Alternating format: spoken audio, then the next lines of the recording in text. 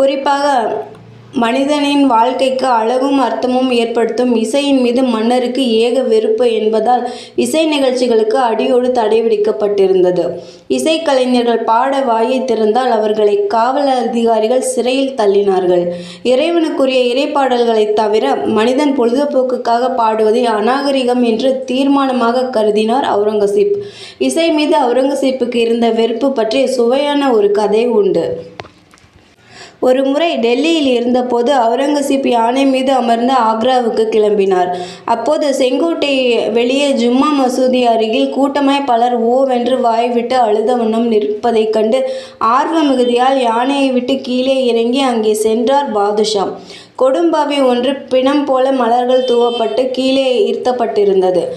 நகரத்தின் இசைக்கலைஞர்கள் பலர் அங்கே கூடியிருந்தனர். என்ன இது, ஏன் அழுகிறீர்கள் என்று பாதுஷா வினவ, சக்கரவர்த்தி, நாங்கள் எல்லோரும் இசைக்கலைஞர்கள். இதோ கீழே கிடப்பது இசை. தங்கள் ஆட்சியில் அது உயிர் போய்விட்டதால் அதை நல்லடக்கம் செய்ய கிளம்பிக் கொண்டிருக்கிறோம் என்று ஒரு போடு போட்டார்கள். வந்த புன்னகையை அடக்கி கொண்ட அவுரங்கசீப் முகத்தில் துளியும் சலனம் காட்டாமல், ஓ, இசை இறந்து விட்டதா? அதில் எனக்கு சற்று சந்தேகம் இருந்தது.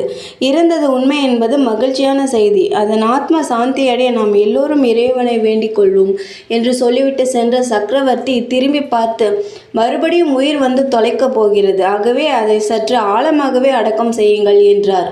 இசைக்கலைஞர்கள் வெறுத்து போய் உட்கார்ந்து விட்டார்கள். இதை தவிர இலக்கியம், ஓவியம் எதுவும் வளரவில்லை அவுரங்கசீப் ஆட்சியில். கட்டடக்கலையில் ஓரளவு நாட்டம் செலுத்தினார் அவுரங்கசீப். அவர் மனைவி தில்ரஸ் பானு பேகம் கல்லறையை தெற்கே அவுரங்காபாத் நகரில் தாஜ்மஹால் பாணியில் கட்டினார் பாதுஷா. கட்டடக்கலை வல்லுநர்கள் அதை அழகான ஒன்றாகவே கருதுகிறார்கள்.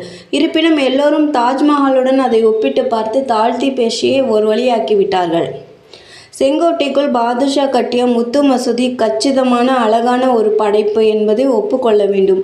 ஒவ்வொரு முறையும் ஜும்மா மசூதிக்கு ஷாஜஹான் ஊர்வலமாக சென்றபோது டிராஃபிக் ஜாம் ஏற்படுவது வழக்கம். மக்களுக்கு தொல்லை கொடுக்கக்கூடாது என்று எண்ணிய அவுரங்கசீப் ஜும்மா மசூதியை மக்களுக்கு தொழுகைக்காக விட்டு கொடுத்துவிட்டு தனக்காக கோட்டைக்குள் கட்டிக்கொண்ட ஒரு சிறு மசூதி தான் முத்து மசூதி. லாகூரில் சக்கரவர்த்தி கட்டிய பாதுஷாஜி மசூதி அழகிய எளிமையான சதுர டிசைன்களுடன் நவீன அழகுடன் கட்டப்பட்டாலும் அதையும் சில வரலாற்று ஆசிரியர்கள் டெல்லி ஜும்மா மசூதியுடன் ஒப்பிட்டு இரண்டாம் பட்சம் என்று உதட்டை சுளிக்கின்றனர். ஷாஜஹான் படைத்த தாஜ்மஹால் காதலையும் கனிவையும் சோகத்தையும் ஒரு கலைஞனுக்குரிய உணர்ச்சி பிரவாகத்தையும் இனம் புரியாமல் பிரதிபலிக்கிறது. மகா சீரியஸ் மன்னரான அவுரங்கசீப் படைப்புகளில் இதுபோன்ற உணர்ச்சிகள் எதுவும் பார்ப்பவர்களின் இதய